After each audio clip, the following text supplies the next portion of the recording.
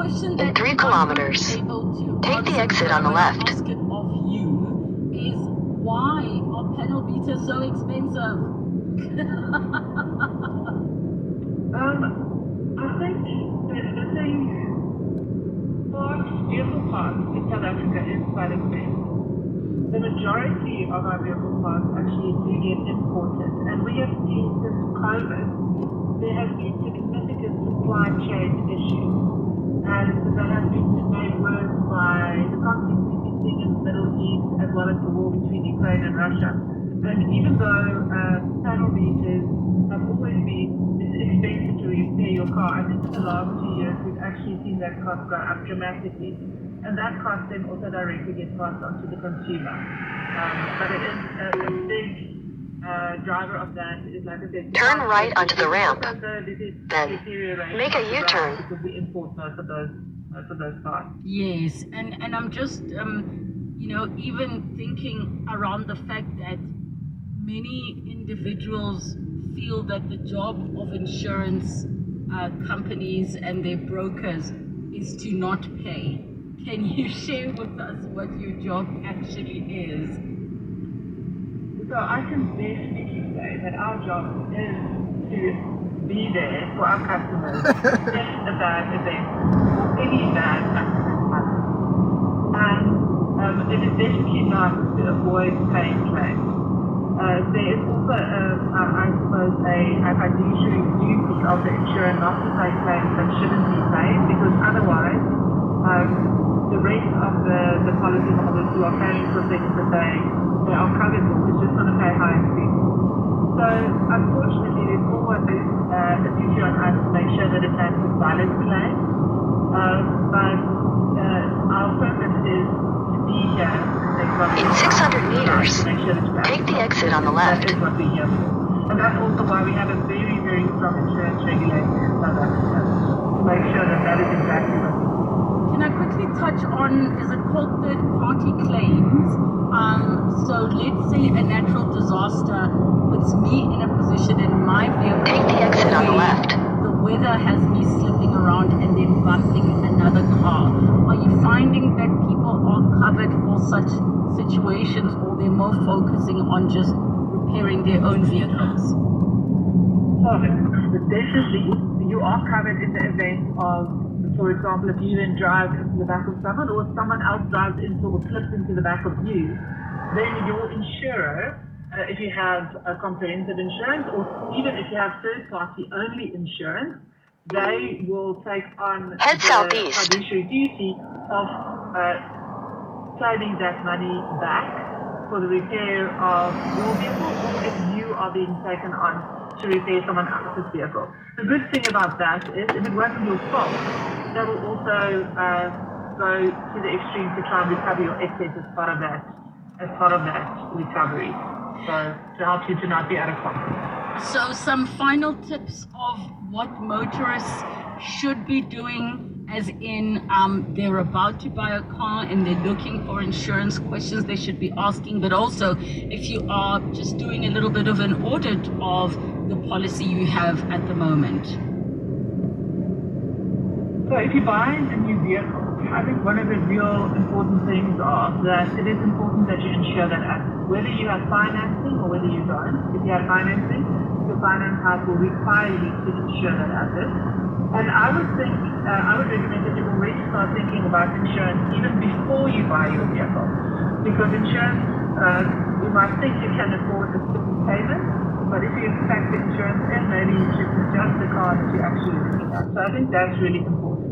The other thing I would do is shop around. Make sure you get quite a number of quotes, and actually make sure that you compare apples with apples. Also go onto online review platforms, specifically look at claims reviews, social media, and do your homework. I think those things are really important. Also to your family and friends, ask them about their experiences if you haven't been insured before. Who would they recommend? I think, as I said, because insurance is such an interesting purchase, because you don't know what you bought until you claim.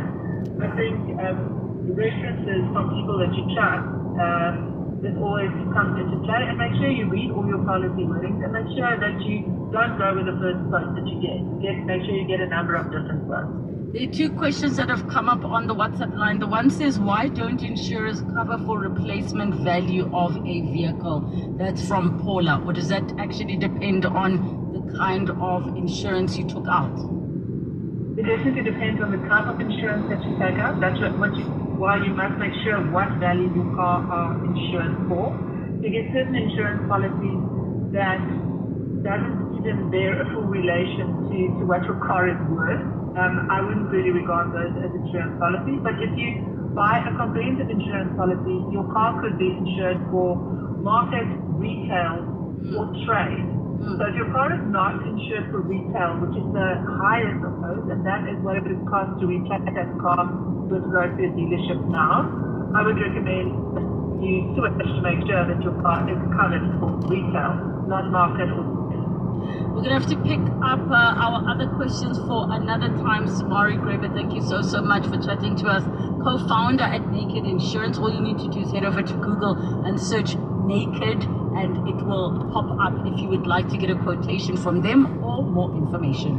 All my vehicles and goods in transit are covered by My Way Business Insurance. Plus, I've got 24/7 emergency assistance to tow, recover, and repair. SMS briefed 44430 to move your business to the next level. My Way is a licensed non-life insurer and FSP. T's and C's apply. So, did you hear about your team losing? Just a trim on the side, please. And there you go. Fabulous as always. Same time next week? Oh, indeed. Meet our audience. They're cutting their hair, working, living their lives, sharing stories, and always listening. So if you're going to interrupt them, it better be good. Prime Media Broadcasting Sales. We help you connect with every fantastic, quirky, and exciting individual in our audience, from the barbershop to the boardroom. Let's make sure your brand is heard. Contact us at In 300 meters, make a U-turn. today. Thank you so much for joining us on 702 Afternoons. We'll be back tomorrow. It's 3 o'clock. Make a U-turn. IEC rejects MK's party's call for resignation of Janet Love, and the Forbes family distances itself from the upcoming book about AKA. Good afternoon, I'm Bali Zamini. The IEC has rejected a request by the Umkhonto weSizwe Party for its Commissioner Janet Love to resign. The MK Party has been calling for Love's head, accusing her of bias. The calls In 300 meters, turn left onto the ramp. Zuma's eligibility to stand for elections due to his criminal record. The Electoral Court has since ruled that Zuma is eligible to contest the polls. The IEC is now challenging that decision. Thabiso Koba. Turn left onto the ramp. On January, IEC Commissioner Janet Love responded to a question from a journalist during a media briefing regarding Jacob Zuma's eligibility to stand for elections. The MK Party says Love had prejudged the situation, as at the time, the objection process for candidates had not been opened yet. In a media briefing earlier today,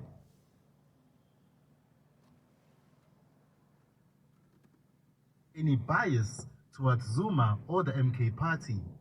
Absent any substantive evidential material establishing misconduct on the side of Commissioner Love, then there would be no basis for such a resignation. The Electoral Court is yet to release the recent judgment to set aside the IEC's decision to prevent Zuma from contesting in the upcoming elections. Thabiso Koba, Eyewitness News. Staying with electoral matters, the Patriotic Alliance says it's time to take back the Western Cape because the time is up for the DA. Party leader Gayton McKenzie made the remarks in Cape Town today, where he announced that 5 parties have pledged allegiance to the PA as it tries to win over the coloured vote. The party said 15 years is too long for one organisation to govern the province and change is needed. Babalondense reports. The Patriotic Alliance has positioned itself as the alternative for colored voters in the province. Leader Gayton McKenzie says there's a lot of misinformation about the DA's performance in most areas of the province. He now predicts that the DA will drop below 40% in the provincial vote. So the main reason why I called you here to tell you that Western Cape is about to change. We are going to make the Western Cape. Colin Sylvester of the Open Community Initiative says his party is fully behind the Patriotic Alliance. The only party able to rebuild South Africa is the Patriotic Alliance. That must be the dream to work with the Patriotic Alliance for this upcoming elections. But Mackenzie said they are willing to work with all parties in the province, including the DA. Babalon Dancer, Eyewitness News, Cape Town. We shift our focus to this now. Excerpts from a book about Keenan Forbes and Alele Tembe's tragic love story have been shared on social media. The book, which is set to be published this week, reveals parts of the couple's fractured relationship. In a social media post, author Melinda Ferguson said a leak forced her to go public about the release of her book, despite her intention to keep it under wraps until the last minute.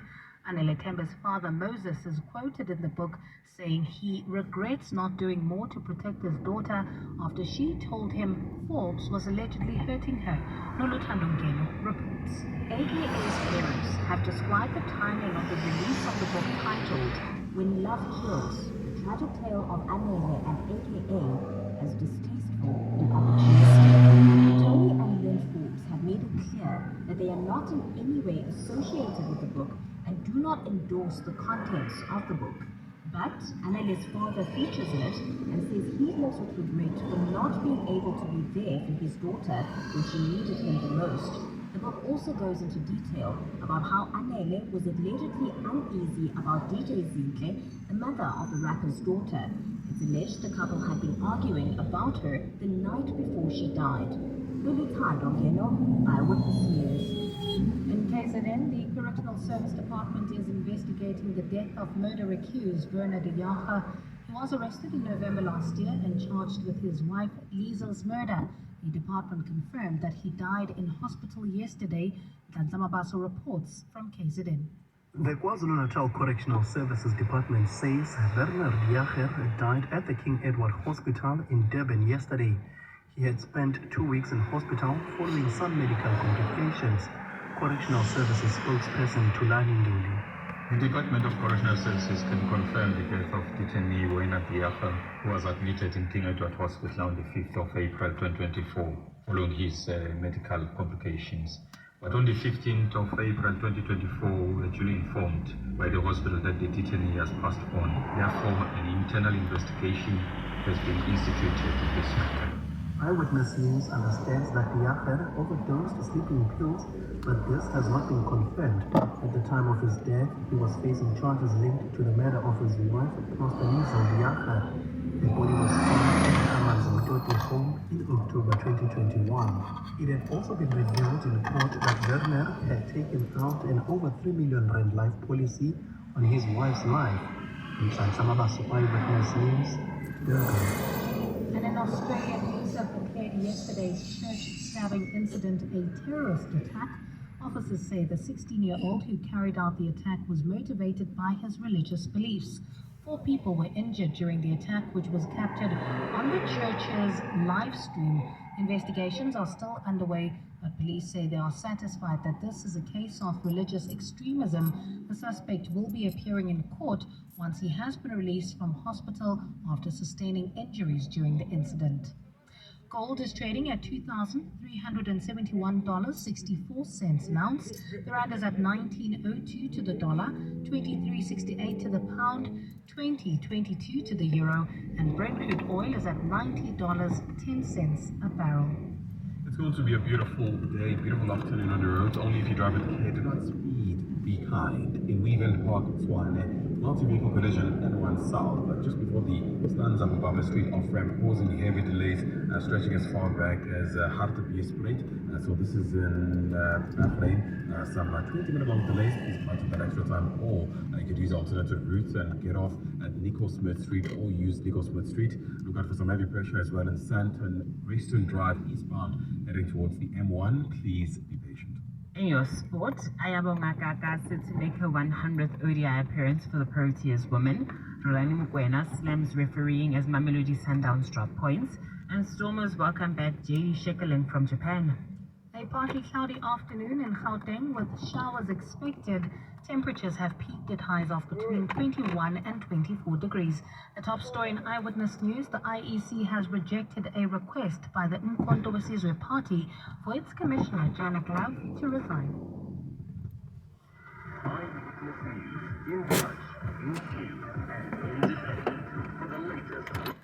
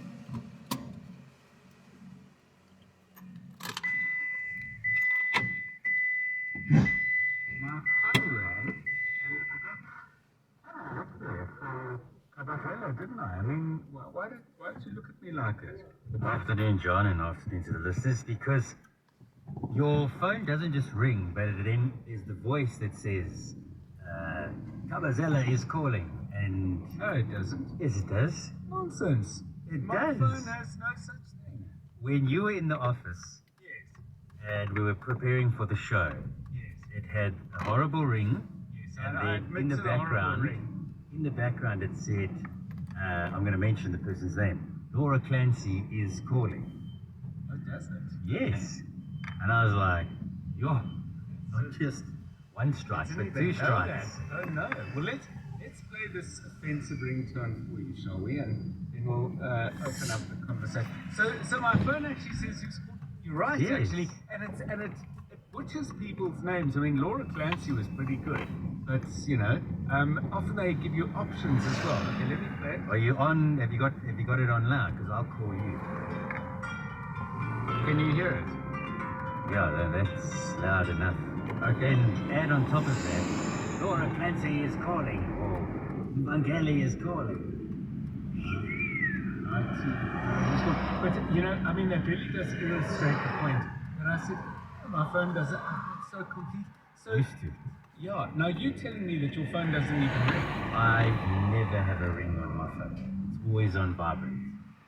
Okay. And therefore, it's always in your pocket. It's always in my pocket. So I feel it vibrate on my thigh. sometimes it feels nice, other times not so nice. And then if it's on my desk, I can hear it, you know. Yes. And then if I'm at home, let's say, and I need to charge, that's the only time I probably put a ringtone on is when it's away from me in another room, so that I could hear. And you don't want to chat to people in the shower at all, so that becomes academic. So, Vangeli, do you have a ring on your phone? No ringtone on mine. Yeah. What's going on here? Karabo? No ringtone. No, there's no three. ringtone. Do you have a... No ringtone. Nor do I, actually. Just put one on today to just I remember a long time ago. seriously, I used to have a ringtone. I used to put like songs. Yeah. So is this like a Maybe not each generation. Okay. So if I were to ask our listeners, play me a ringtone, it would be quite silent. Yeah. Yes, it would be vibrations. Beautiful vibrations. Yeah, vibrations. Okay. Well, let's turn to our listeners. Do you have ringtones? Come on, I can't be doing this. Help! Call us. Don't call me. This will make that terrible noise. But do call 011 883 0702 and 072 702 1702. Seriously, are ringtones a thing of the past? And is it a generational thing? I'd like to hear from you on that. 011 883 0702. Give us a vibration on that number, or 072 702 1702. If you'd like to send us WhatsApp, it's 3:15. Let's find out if the traffic is moving, vibrating, flowing, what's going on. Vangeli, give us the very latest, please. Very good afternoon. Thank you so much, John. We're starting the nation's capital, Eden Park multi-vehicle collision, causing the biggest reported delays thus far throughout Gauteng. It happened on the N1 South, just before Stans at the Barber Street off-ramp, causing 25-minute long delays, which start in East Lynn, just above the Harties River. Get off at Stormful Road, use Nico Smith Street, Huddersfield Road, or Sierra Drive. Save yourself some time and fuel. In Woodmead, there's been a collision causing mild pressure on the R25 towards Van Riemen's Avenue. In Wynberg, there's pressure on Andrew Street, heading towards the M1 highway. Some slow traffic on Palliser Road in two directions. One more on the roadworks and causing a bit of a snag. R21 heading north, and this is between Atlas Road and the R23 High Road. While back to the city of Johannesburg, currently seeing a bit of queuing traffic on Malibonga Drive, President Bashir Road. It's definitely traffic lights out. Fortunately, pointsmen and pointswomen are available at that intersection. Where they aren't, please treat them as four stops, keep a safe following distance. Next traffic update in 20 minutes as it happens. Join the program on 702, 3 to 6 p.m. Okay, well, I must admit, I am very, very surprised. Everybody has ringtones on their phones, but I'm not surprised by how much I have been enjoying chasing the sun. Version 2. I don't know if you've been watching it, but something really struck me last night, because I didn't watch it on Sunday when it was first broadcast, episode 4. And the same thing happened on the previous episode, so if you haven't been following the series substantially, part 3 is about the quarterfinal against France. Part 4 trails through the France quarterfinal story, but also talks about the semi-final against England. And what's been absolutely astonishing for me, and I'm really interested to know if anybody else has experienced this, I find myself really nervous watching the game, even though I know exactly what happened. I mean, to give an example that any of you can easily picture, when Andre Pollard with England 15-13 ahead, very late in the game in that semi-final, Andre Pollard has an incredibly difficult kick to put South Africa in the lead that would of course prove to be decisive. And he's lining up the kick, and I know it's going to go over. Where did I have, what would it be, heart memory, muscle memory, some kind of memory of how incredibly tense it was. I've spoken highly of this series before, first time round, when we won the World Cup in Japan. We interviewed Lungani Zama, one of the writers, brilliant scripting of this series, as it was in Series 1. And as you know, I'm a huge fan of it. Why is it well made? It is unbelievably evocative. How did we survive the thing? I was still nervous watching something that I knew with absolute certainty what the outcome would be. Let me know if you've been watching. Let me know what in particular you've been enjoying. I think the detail is astonishing. 18 minutes past 3. 702. WhatsApp John on 072 702 1702. I have 3 ringtones, one for each of my children. So when my phone rings and a certain tone comes up, I know which child is calling. But the rest of the world vibrates. But each of my children have their unique ringtones. Oh, thank you so much, guys. Now I understand why my son never answers my calls. Like, it drives me nuts. Yeah, bad vibes. No vibes, maybe. Okay, thank you. Ringtones, if you wonder why we're talking about it, my phone rang. I got a strange look from my colleagues. A conversation ensued, and it turns out I'm the only person in a team of 5, we'll check with Tolakele later, who actually has a ringtone on their phone. Everybody else does vibrations. 20 minutes past 3. Give us your feedback. When did you stop, by the way, having a ringtone, and what prompted that? Give us a call. 011-883-0702. It's 20 minutes past 3, as I said. You're with John Perlman on 702. Streaming on the Prime Media Plus app. Yes, channel 856, 92.7 and 106 FM. So tragedy once again on a school outing in Gauteng. Gauteng police investigating the drowning of 2 teenagers during a school excursion. One aged 13, one 16. They drowned in the Henops River yesterday afternoon. They were on a trip with the Davidson Skills School and participating, we understand, in some kind of water activity at the time. But what more do we know about this truly tragic event? And even though we don't have the names yet, in advance, our condolences certainly go out to friends, family, and schoolmates as well.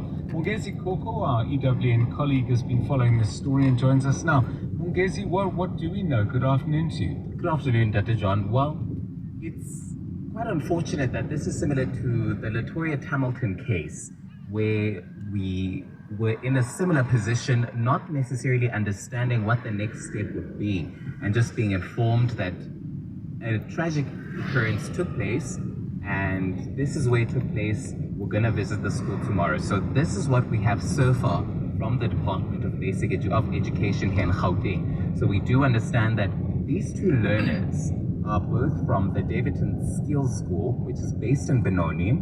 They went on this excursion on Friday and were meant to come back on Monday. Now, what the department said is that the school activities, or rather the rock climbing activities and the water activities, were concluded, and one of the 2 learners then decided to go jump into the river, the Hanops River. Right. And upon that, that's what prompted the second learner to try and save this particular child. And when he then jumped in, of course, the currents are very high. You will remember that we had calamitous weather conditions over the past couple of days, which of course doesn't really mean that when it stops raining, the rivers are now still. You know, there's still a lot of water going on. So that occurrence took place, and this is when the Tshwane Emergency Services then went out looking for these 2 individuals. Now, they were recovered by SAPS, not necessarily the EMS. They were recovered by SAPS, and this is when they made contact, of course, with the parents and so on and so forth.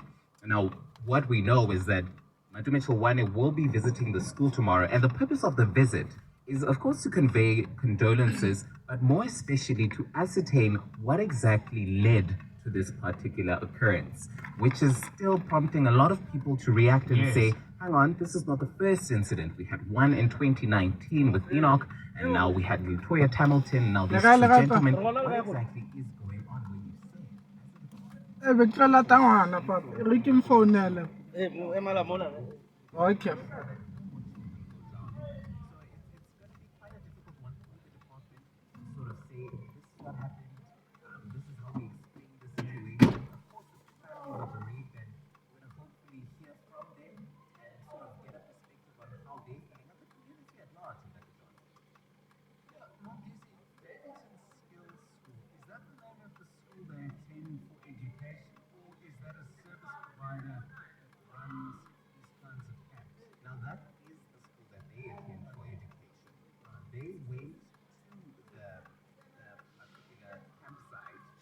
Sharp, sharp.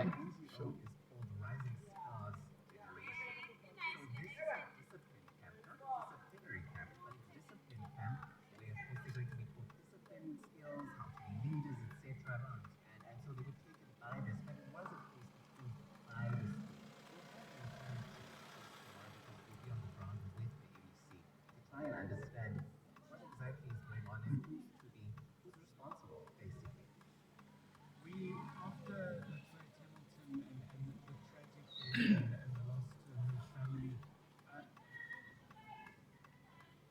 Balance is lower than 5 rand. Wait a moment. Your call will be connected. Private number is charging. Private number is charging.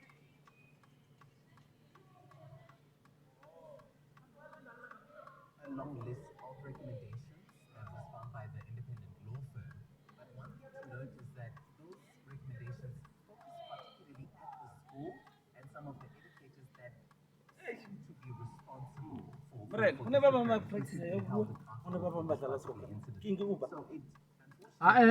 ke latile ngwana ka pa Mulata every day, come on, ke ngwanyana okay